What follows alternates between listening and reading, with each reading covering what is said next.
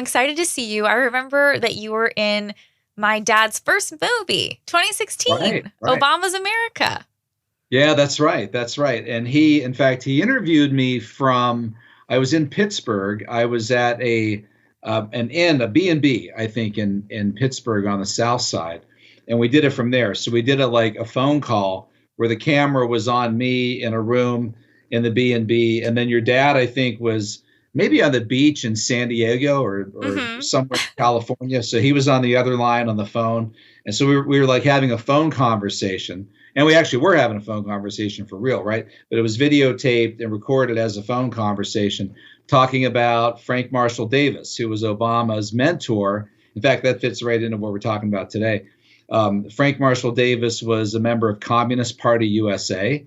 And in fact, his Communist Party USA number was 47544. I mean, we have the guy's number, FBI file, his security index information, everything. And he was, it's kind of an interesting question, Danielle. I'm only thinking about this now. Would he have Bella Dodd? No, I don't think so. Because Frank was in Chicago, and then he eventually went on to Honolulu, where he did the party work there. And he referred to the Communist Party there, the underground Communist Party, as the church. So this kind of Oh, like religious undertones, overtones to how he saw communism. And it was mhm. there in Honolulu that he met Barack Obama. He was introduced to Obama by Obama's grandfather, Stanley Dunham. And so Obama had this mentor who was literally a hardcore member of Communist Party USA. So that's what I Wow. talked to you about in the documentary. Yeah, no, definitely. And I think it's so interesting because a lot of people didn't know a lot of things about Obama. And so now we're just like, oh yeah, of course we know all these things, but it's just Right. so interesting because Obama really was so different than previous Democrat presidents, like the Clintons and others. And so I think people just couldn't believe that he was such an activist and so much more left wing. Well, and really, in fact, so I should mention I did a book on this. It was called The Communist, and that was the title of the book, The Communist. Brought Frank Marshall Davis, Barack Obama's mentor, and the radical associations that Obama had growing up, he would have struggled to get a security clearance if he had applied for a federal government job, let alone become elected president of the United States. And so I mean, in those days, the Democrats that had been elected had been people like Bill Clinton, Jimmy Carter, kind of moderate Southern Democrats, and even Joe Biden ran as like a moderate Democrat from old Scranton Joe from northeastern Pennsylvania.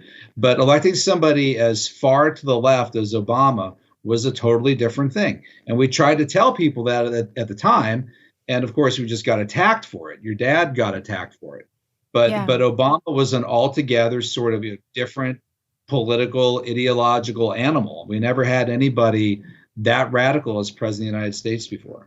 Right. And I guess the only way you get that kind of immunity is becoming president because then I Yeah. guess people can't go after you, or at least that Right, was the right. case with the Clintons on some of their corruption.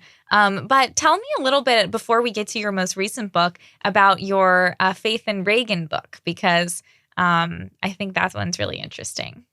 Yeah, the first book I did, actually, I guess it would have been the second one after my dissertation, which was published, but no one read the dissertation.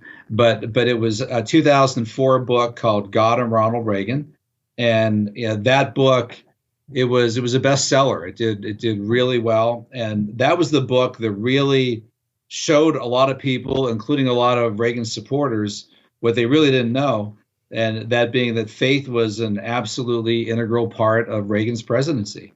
And everything that he said, everything that he did, from the evil empire speeches like that. I mean, that might seem more clearly like an example of it because he called the Soviet Union the focus of evil in the modern world.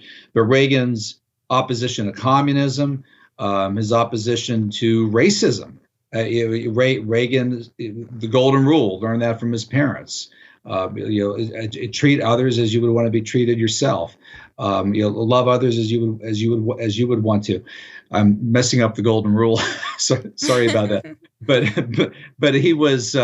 faith was absolutely integral to his life, and that was something that he got early in his life from his mother, Nell Reagan, who was with the Disciples of Christ denomination out of Northwestern Illinois.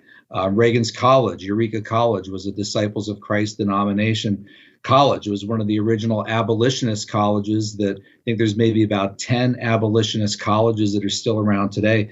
And that was one of them. Reagan's was one of them. So if faith was really integral to everything that he did and he believed that America was guided. In fact, Reagan talked about the DP, the divine plan. He talks so often about this idea of a divine plan, of the divine hand of God, divine providence guiding everything, that he created an acronym. He just simply called it the DP. So that's how, again, integral faith was to everything that Reagan did and all that he thought.